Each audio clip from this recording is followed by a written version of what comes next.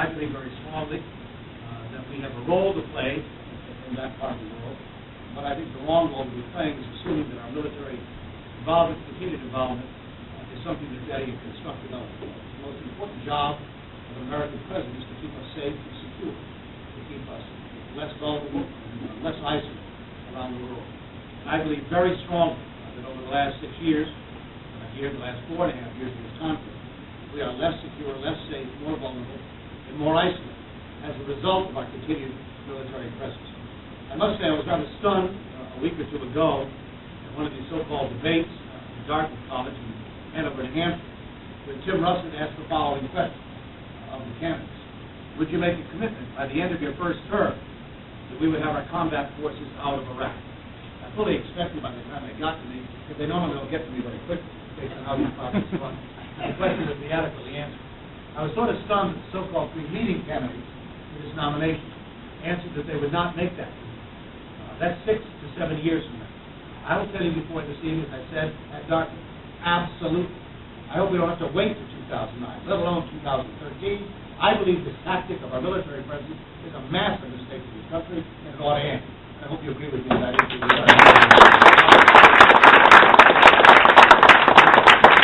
I found it breathtaking in some ways here that the candidacy is unwilling to make that commitment, considering the folly of this decision. That's not to say that our troops have not done an admirable job under very difficult circumstances. I served in the Peace Corps in Latin America back in the 1960s, but I then also served in the military. I was in the National Guard and reserves. And here I tell audiences Thomas Jefferson was present when I served in the I'm no great war hero, not a war hero, but nonetheless have some idea of what it means to care about troops and soldiers. And while I'm talking about cutting off the funding for this conflict, I get very offended when people suggest that somehow we're putting our troops at jeopardy by doing it. They've obviously never served in the military, they wouldn't make such a silly statement.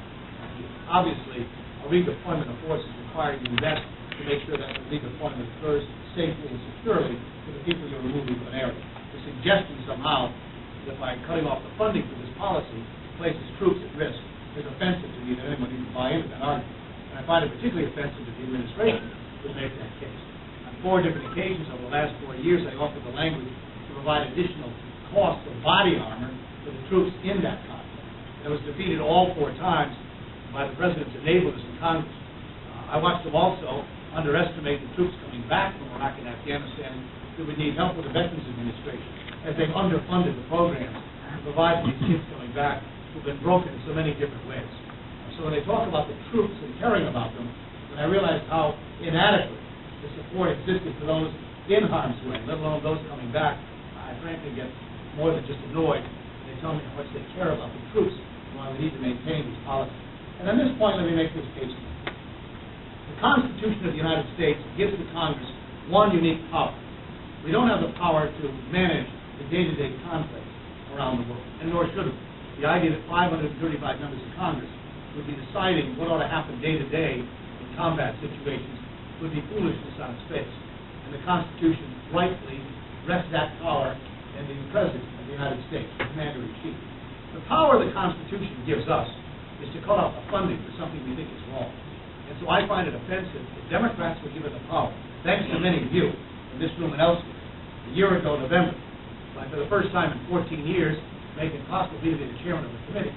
And yet I sense the frustration that people feel all across this country that a year later, we haven't been able to do a better job to terminate the funding through the power that we were given by the Constitution, and that is to stop funding this conflict.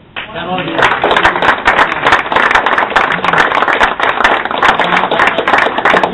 I want you to know, look, I'm not leaving the region either. This is not just about the military. Obviously, what offends me is the suggestion that the only way we deal with matters is through our military force. We have wonderful tools in our arsenal to use diplomacy and politics and economics to make a difference in relationships. People say, well, you're going to leave Iraq in a far more chaotic state than it is today. It's hard to imagine how it could be much more chaotic. I've been there a number of times. 4 million people are displaced. 80,000 died. The country is virtually a basket as a result of this continued civil conflict in the country that I think we're contributing to by our continued presence in the country. I will tell you, just to confirm this, and again, it's not scientific, I was at Walter Reed Hospital a few weeks ago to see a young soldier from Torrington, Connecticut, who lost his eye in the Anbar province. And was sitting with a group of his friends.